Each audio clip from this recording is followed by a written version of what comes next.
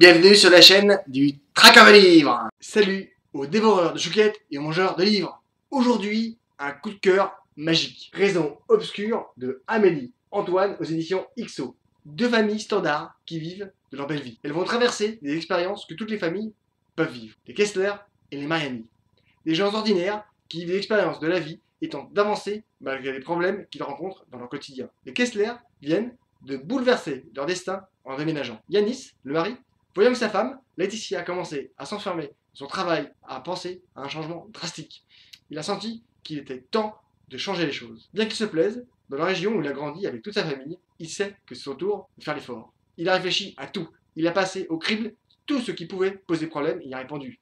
Tout est prêt. Il a déjà envoyé des demandes d'emploi et sait que sa femme trouvera un travail là-bas. Il ne reste plus qu'à déposer la proposition dans les mains de sa femme. Elle rêve depuis de nombreuses années. Se rapprocher de ce qui a bercé son enfance, se rapprocher de sa famille à elle. Il est temps de chambouler les choses s'il veut que sa femme retrouve le sourire dans leur vie. Comme un enfant malicieux, il prépare surprise. Alors qu'elle rentre d'une journée de travail éreintante, elle découvre son mari tout excité. Yanis dépose son projet à ses pieds.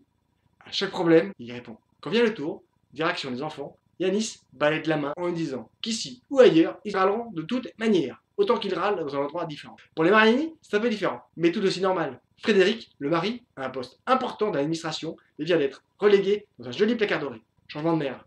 Il est relégué aux oubliettes tout en gardant son salaire. La situation l'écrase et il se rapproche doucement mais sûrement vers la dépression. Claire, sa femme, a créé une micro-entreprise qui prend rapidement de l'ampleur. Elle crée des habits originaux qu'elle coud elle-même. Sarah, leur fille aînée, vient d'être diagnostiquée diabétique. Elle doit mesurer sa glycémie plusieurs fois par jour. Être adolescente et porter une pompe à insuline ne fait pas mon ménage. La rentrée arrive, tout le monde doit s'y coller. Ça court. Les portières des voitures claquent, les moteurs démarrent et tout le monde quitte la maison. Claire se retrouve enfin seule et elle peut se mettre à travail. Sauf qu'au moment où elle veut s'y coller, elle entend les aboiements déments du chien du voisin. Impossible de se concentrer sérieusement sur la tâche. Ce bruit la rend dingue, comme le crissement de la craie sur le tableau de l'école. Vous savez, ce crissement insupportable qui fait dresser les cheveux sur la tête et donne de l'urticaire à tout le monde. Les aboiements de ce chien deviennent sa kryptonite. Les deux familles vivent une rentrée compliquée, mais tentent de faire face. Chacune tente de passer les changements de vie qu'ils retrouvent.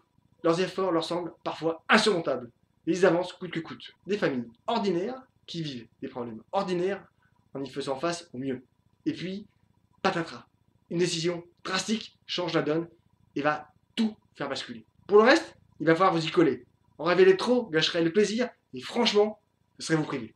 Amélie Antoine aime créer des univers très réalistes et dresser des tableaux de vie reconnaissables. On s'identifie facilement aux personnages. On est à leur côté quand ils sont frappés par des accidents de parcours que nous pourrions rencontrer ou que nous avons vécu probablement pas. Et puis l'auteur est une petite maline. On la connaît. On sait qu'elle nous installe dans une situation pour mieux nous retourner le crâne au dernier moment, nous secouer dans tous les sens. La première partie du roman nous plonge au cœur des deux familles avec des enfants plus ou moins jeunes à des stades différents de leur adolescence. Elle nous met aussi face à nos propres vies. Certains sont parents ou désirent l'être un jour. Nous avons été confrontés à des désirs de rébellion de nos enfants. Nous-mêmes avons probablement fait vivre des expériences similaires à nos propres parents. Et puis, vient le moment où l'auteur nous rentre dedans. Nous quittons l'univers des parents pour rentrer dans celui des enfants et des adolescents. D'un coup, nous sommes glacés par ce que nous découvrons.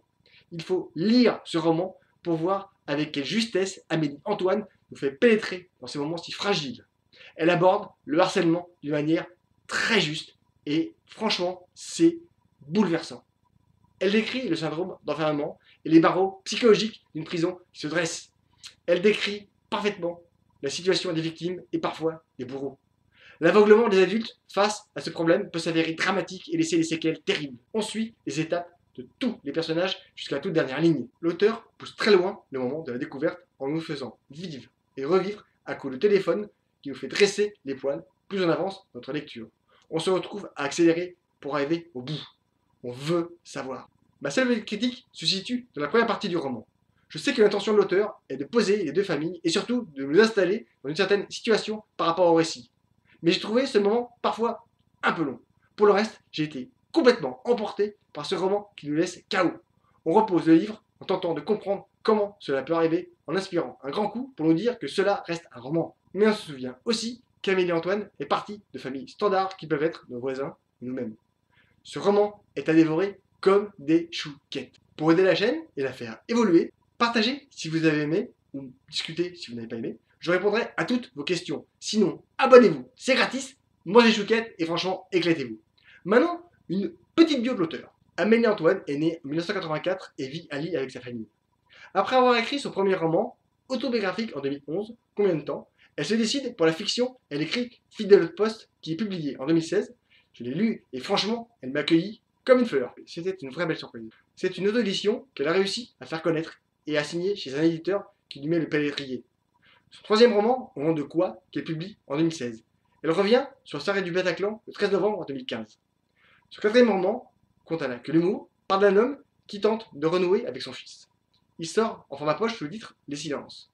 Le cinquième roman, Les Secrets, elle s'amuse à commencer par la fin. Elle écrit avec Solène Bakowski, un auteur que je kiffe grave, un roman qu'elle nomme Avec elle, sans elle. Réseau obscur est son sixième et dernier roman, et vous allez voir, c'est un shoot d'émotions incroyable. A bientôt, bonne lecture, bonne choquette, salut. Raison obscure de Amélie Antoine aux éditions XO.